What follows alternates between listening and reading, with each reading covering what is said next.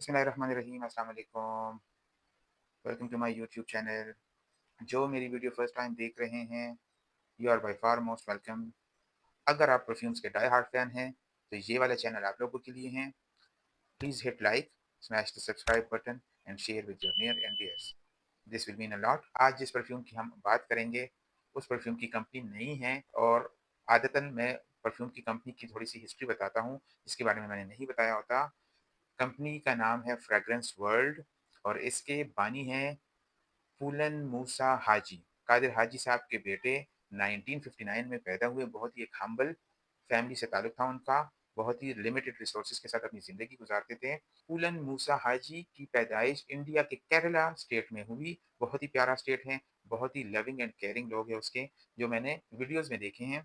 1959 से सफ़र करते-करते 1977 में उनको हाउस बॉय, जिसको हम नॉर्मल ज़बान में घर में मुलाज़िम की हैसियत से एक वीज़ा मिला। उस वीज़े के साथ वो यूएई गए, वहाँ पे उन्होंने काम किया, लेकिन उसके अंदर की जो एंटरप्रेन्योरशिप का एक जज़्बा था, वो उसको हमेशा तंग करता था और कुछ नया करने की सोचता रहता था। 1987 में इन्होंने सोचा कि मैं अपनी गारमेंट्स का काम क्यों ना शुरू करूँ।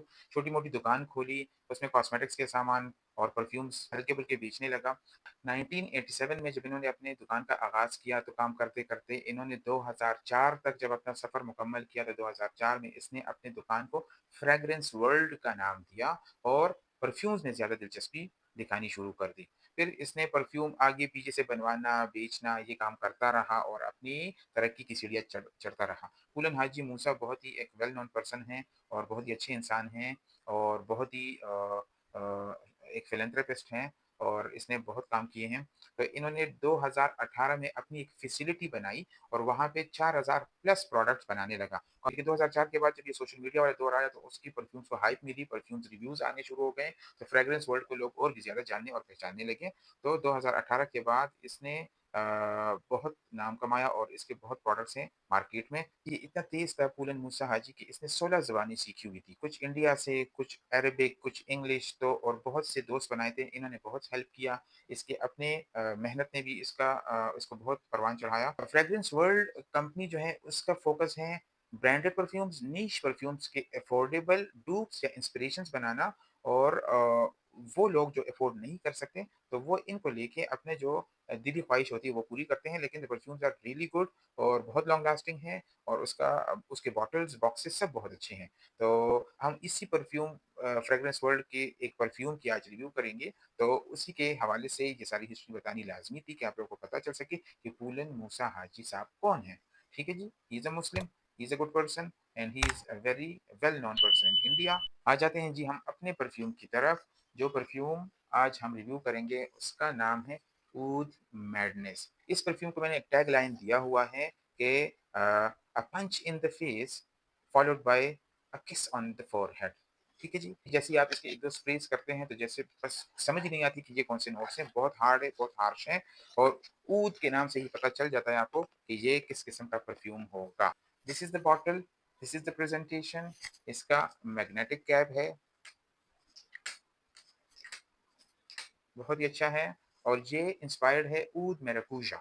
एक परफ्यूम है, नीश ब्रांड है, ब्रांडेड परफ्यूम है, उसी से इंस्पायर्ड है, और तकरीबन 85 से 90% उसका क्लोन बनाया हुआ है।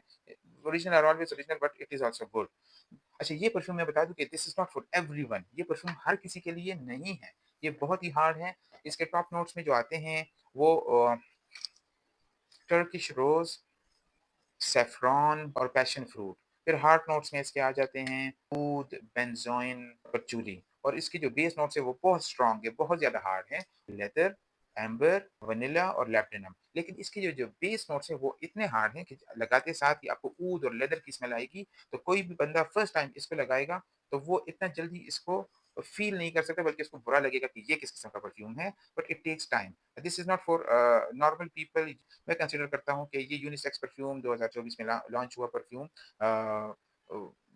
बिग गन्स के लिए हैं, बिज़नेस टाइकून्स के लिए हैं, और इसकी स्मेल एक आम बंदा नहीं समझ सकता। It took me 7 to 8 days कि परफ्यूम को मैं समझ सकूँ और उसके बाद इसकी रिव्यू बना रहा हूँ। आप इसके एटमाइज़र को चेक कर लें, बहुत हार्ड है। लेदर और ऊद की स्मेल को जब मिक्स करते हैं, you will never be attracted to this perfume easily. Teenagers के लिए तो बिल्कुल नहीं है, हालाँकि इसको यूनिसेक्स कहा जाता है, लेकिन females will never wear this perfume. हाँ, किसी मर्द ने लगाया और शायद किसी को अच्छा लग जाए, लेकिन this is not for females. वो वियर नहीं कर सकती, वो इसको नहीं लगा सकती।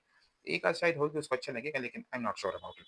मैं कहता हूँ कि ये परफ्यूम उन लोगों के लिए हैं जिन्होंने बहुत उतार-चढ़ाव देखे हों अपनी ज़िंदगी में और एक मकाम तक पहुँचे हों, तो फिर ये वाला परफ्यूम वो लगाएँगे तो उनको समझ आएगी कि ये किस किस्म का परफ्यूम है। इस जैसे परफ्यूम को समझने के लिए बहुत गहराई में उतरना पड़ता है।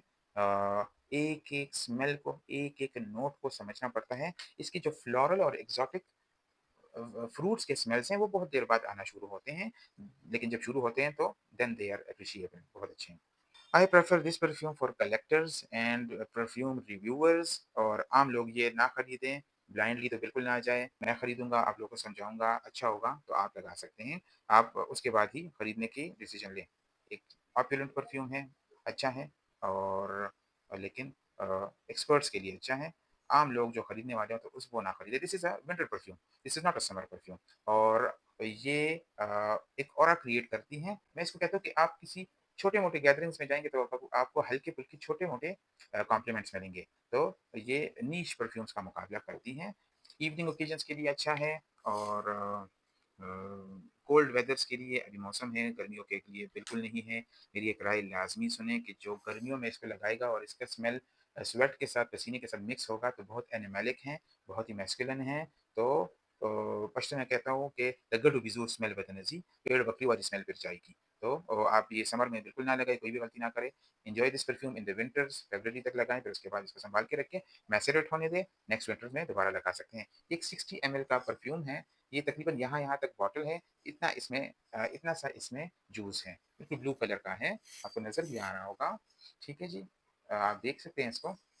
इस परफ्यूम के साथ डर्मेटोलॉजी का आखिरी मैसेज, सर्दियाँ शुरू हो गई है, हाई प्रोटीन डाइट को अवॉइड करें, हॉट वाटर बाथ्स को अवॉइड करें, उससे स्किन ड्राई होती है। हॉट वाटर बाथ्स के साथ एसेंशियल ऑयल्स आपके बॉडी से वॉश डाउन हो जाते हैं, आपकी स्किन ड्राई होना शुरू हो जाती है। पानी ज़्यादा से ज़्यादा पिएँ, ड्राई फ्रूट्स, रेड मीट इन चीज़ों का इस्तेमाल कम करें कि प्रोटीन्स आपकी बॉडी से पानी को सक ना करें, ठीक है? फिर वॉक करें, एक्सरसाइज करें, तो आपकी विंटर्स अच्छी गुज़रेंगी। एक बात और बता दूँ कि बाथ लेने के बाद आधे गीले बदन पे कोई भी मॉइस्चराइजिंग लोशन आप लगाएँगे तो that thing is very effective और आपको कपड़े चिपकेंगे नहीं, आपको ख़ारिश नहीं होगी और मॉइस्चराइज़ रहेंगे।